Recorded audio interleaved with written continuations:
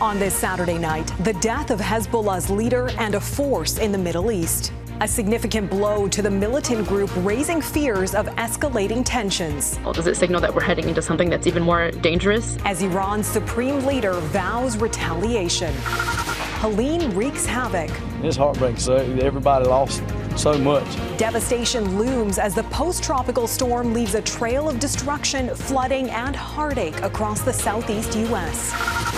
Diabetes judgment. The new research showing Canadians with the disease face stigma, complicating their health management. Awareness through art. I think recognition is really important. The CFL logo shining a light on community and unity.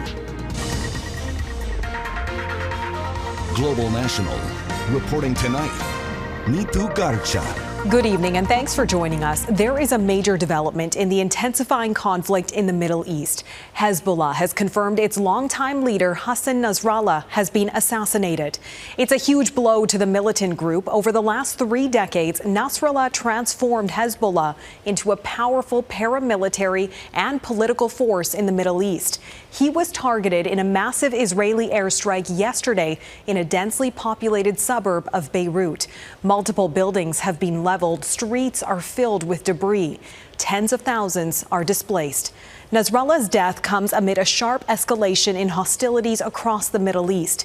U.S. President Joe Biden calls it a measure of justice for his many victims. But tonight, it's unclear what it may mean for the widening war. Our Jeff Semple is following developments in Jerusalem tonight. Jeff? Nithu, both sides intensified their bombing campaigns today after yesterday's Israeli strike sent shockwaves across the Middle East. A devastating display of power. Israel unleashed bunker bombs on Friday that leveled an entire residential block in southern Beirut. An estimated 85 tons of explosives to kill this man, Hassan Nasrallah. And they got him. Nasrallah was not just another terrorist, he was the terrorist. We are at a historic turning point, said the Israeli prime minister. Nasrallah led Hezbollah for 3 decades, since his predecessor was killed by an Israeli strike back in 1992.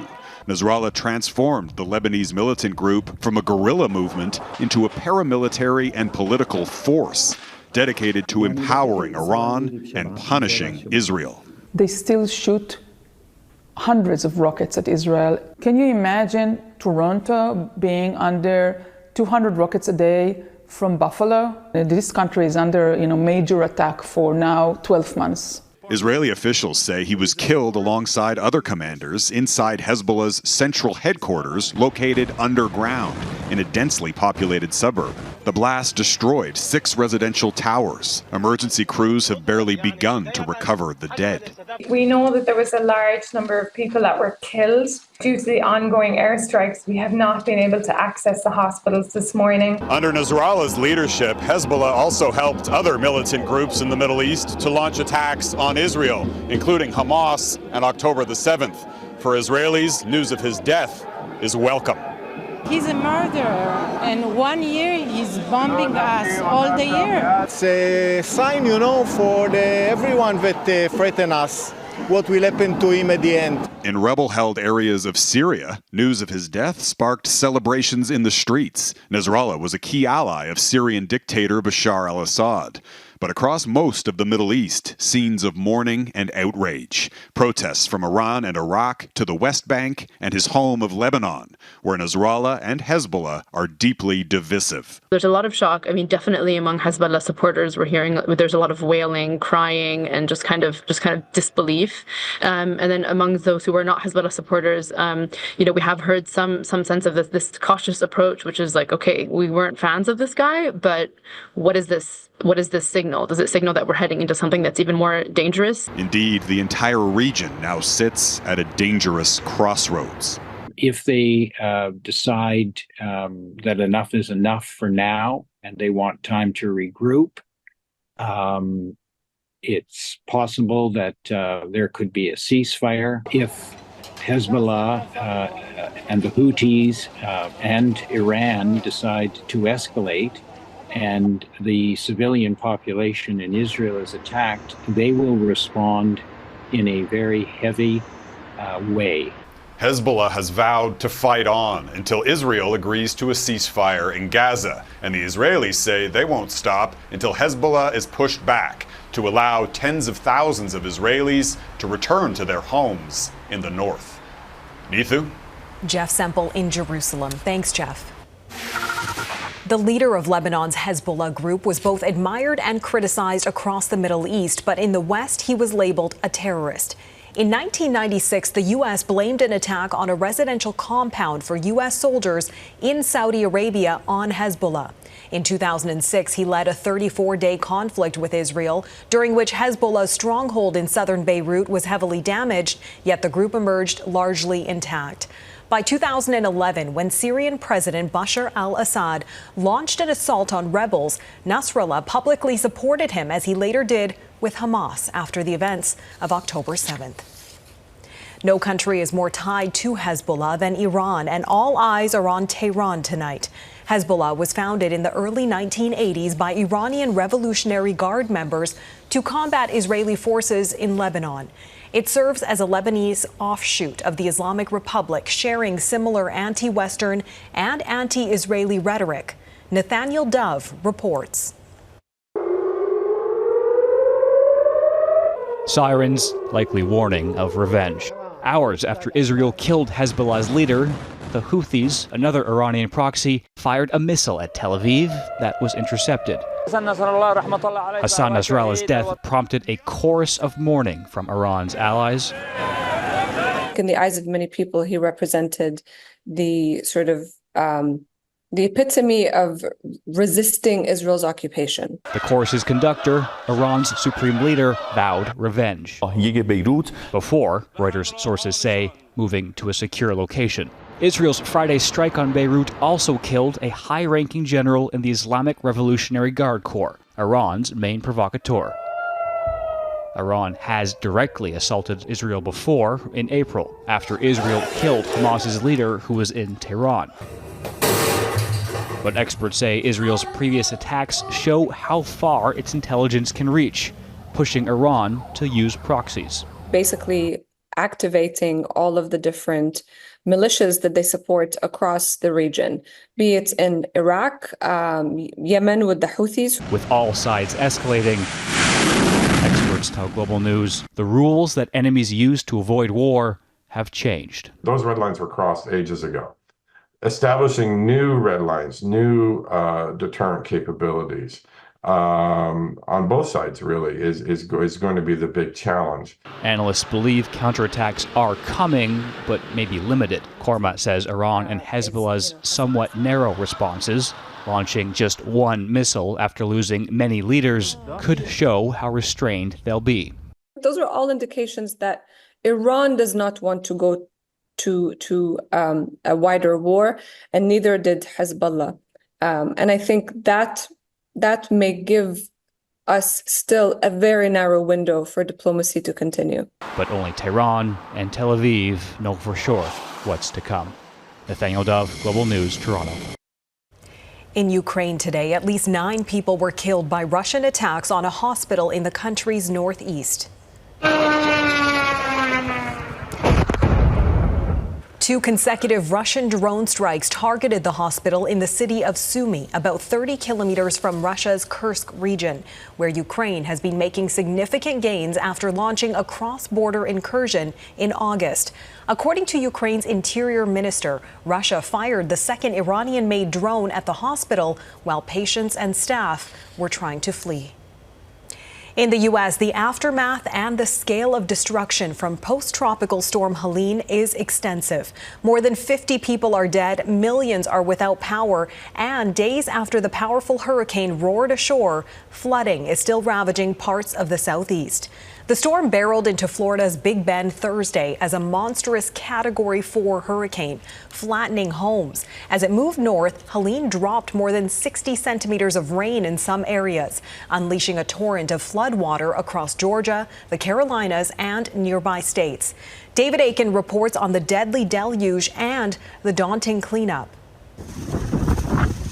The devastation in some communities in Florida's northwest corner was almost complete. So as you look around here, you see some homes that are now just rubble. This stuff's coming in, it's fierce, and it just is unstoppable. In its wake, Helene left a chaotic landscape of overturned boats, destroyed homes, and whole communities underwater. We're very fortunate.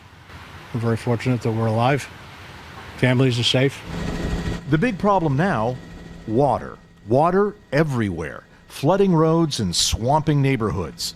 Those living downstream of this North Carolina dam were told to evacuate for fear the dam might fail. Similar evacuation orders were issued near dams elsewhere in the southeast.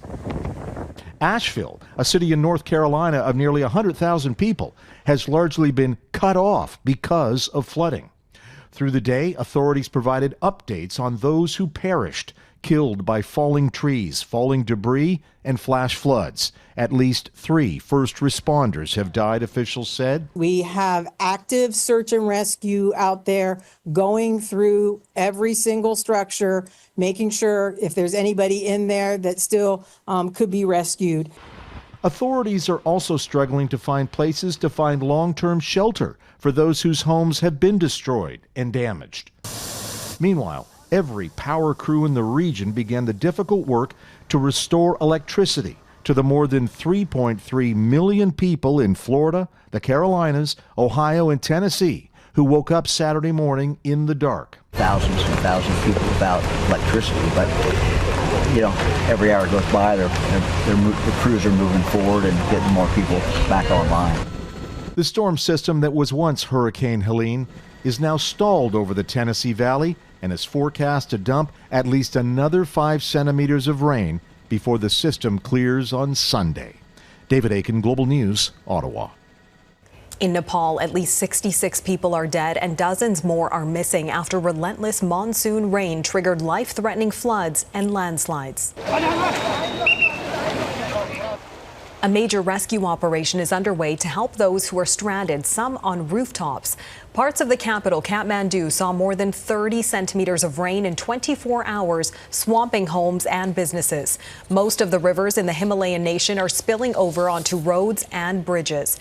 The flooding and landslides have blocked highways and have disrupted transport services as well as air travel. Disease and discrimination.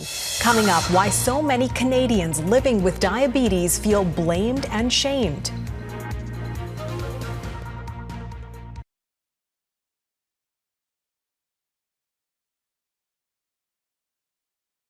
Ignition, engines full power, and liftoff. SpaceX launched a rescue mission today to bring home 2 stranded astronauts. The capsule is carrying 2 crew members and has 2 empty seats. In February, those seats will be filled by the 2 astronauts who've been stuck at the space station since the flawed launch of Boeing's Starliner in June. In BC, a tentative deal has ended a 4-day strike among grain terminal workers that threatened to disrupt the country's crop shipments. An agreement was reached between the Grain Workers Union and their employers last night. 600 workers walked off the job earlier this week, demanding better benefits and wages. Union members still need to vote on ratifying the new deal next Friday. A growing number of Canadians are living with diabetes, and most of them say they've been blamed or shamed for having the disease. Diabetes Canada unveiled the key findings from a first-of-its-kind survey on stigma, judgment, and discrimination. Global's Catherine Ward explains how shame can impact a person's ability to manage the disease and what can be done to help. Psychologist Michael Vallis remembers the challenges his mother faced dealing with her diabetes. My mom was quite active in her church, in her choir, and there were events that she would be reluctant to take her insulin with her because of the concerns over how others might react. Stigma around diabetes is a growing concern, according to a new survey from Diabetes Canada. Vallis says how a person feels can impact their ability to cope. If you're depressed, if you're feeling down, it's going to be much harder to manage the condition. More than 4 million Canadians live with diabetes. For type 1 diabetics, 86% say they have experienced blame or shame. 34% in that group say they have experienced discrimination, and 54% say they have been treated differently. President and CEO of Diabetes Canada, Laura Siren, has experienced stigma firsthand after getting diagnosed with type 2 diabetes at age 50. There's food policing going on, and people say, well, we're going to serve dessert, but Laura, do you want to go to the other room because you have diabetes? I'm like, no, I think I can figure that out. Siren says another worrisome trend highlighted in the report is 40% of type 1 and 56% of type 2 diabetics say they never or rarely seek out support. It's not just dealing with the physical, it's dealing with that you have this disease, which seems like out of nowhere, and it never goes away. Like it's for the rest of my life. Given the numbers, chances are everyone knows someone who is or who will be diagnosed with diabetes. Advocates say the best support people can offer is taking the time to learn about the condition so more people are aware of the realities of living with the disease. Neetu? Catherine Ward in Toronto. Thanks, Catherine. The threat of foreign interference ahead, a conversation with the government House leader on protecting our elections.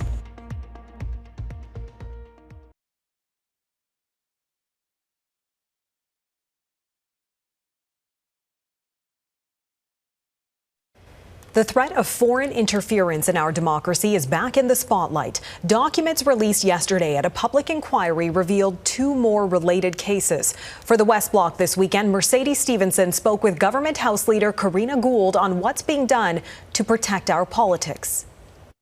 We could head into an election at any time, and of course, foreign interference is a big question mark. Do you feel that there are enough safeguards in place at this point to protect MPs in all parties who are running against foreign interference in that next election, or do we need more time before we're ready to face that in the polls? It's a very good question. I have a lot of trust in our security agencies and in the professional public servants that are looking at these things and their ability to protect Canadians and those that are seeking office from foreign interference.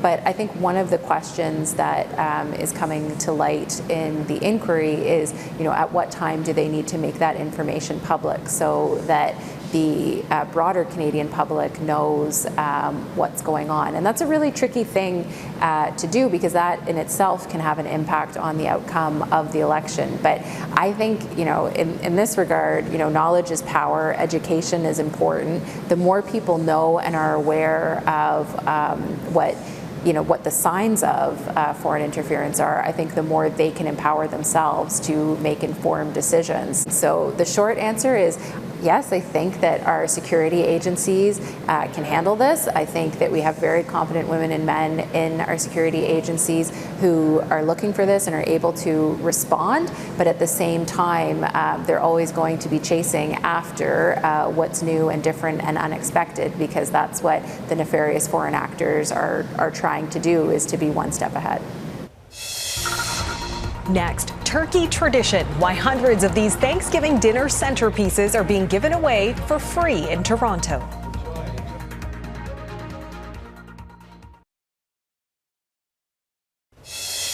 The BC Lions took on the Hamilton Tiger Cats on their home turf last night for Week 17 of the CFL season. If you watched it, you may have also noticed a remarkable tribute on their gear as well. Both teams and the rest of the league are wearing special Indigenous designed versions of their logos this week, all to commemorate the National Day for Truth and Reconciliation this coming Monday.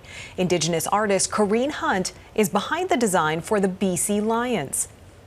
I wanted to breathe life into the idea of reconciliation and what it means when we say every child matters. I think it's really important that we are constantly aware of the impact of the Indian Act on the Canadian population.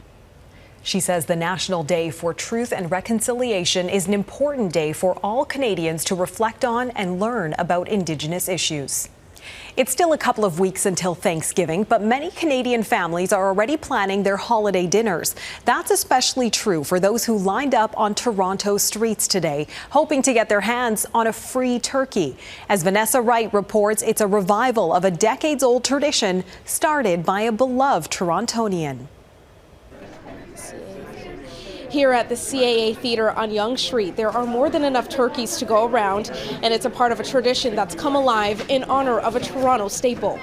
500 turkeys for free today! There was a buzz on the streets of Toronto Saturday as a line of people wrapped around Yonge Street bright and early, waiting to get their hands on a free turkey. Here we go, you ready? But this turkey giveaway all began by the man who many Canadians still call a legend. A person really missed in the community. Ed Mervish opened his landmark discount store Honest Ed's back in 1948. And even after his passing in 2007 and the closing of his store nearly a decade later, his commitment to giving out free turkeys for Thanksgiving lives on. I think it's wonderful. I think the Mervish family has done so much for the city, and that they've continued this tradition without the store being here. I think that's fantastic. Hi, how are you? Good, thanks. This time it's the cast of a Canadian production that decided to carry the baton as they promote their Thanksgiving Broadway show. And we thought, here's an opportunity to revive the tradition and to honor Ed, to honor the idea of a turkey giveaway. And it fit in perfectly with the Thanksgiving play. It says on it too. With 2 tons of turkeys to give out, cast members suiting up to get the job done. Because if you drop one, your toes will disappear. You don't want any of that. No. The legendary store may be no more, but Honest Ed's tradition still ensures his customers never leave without a good deal.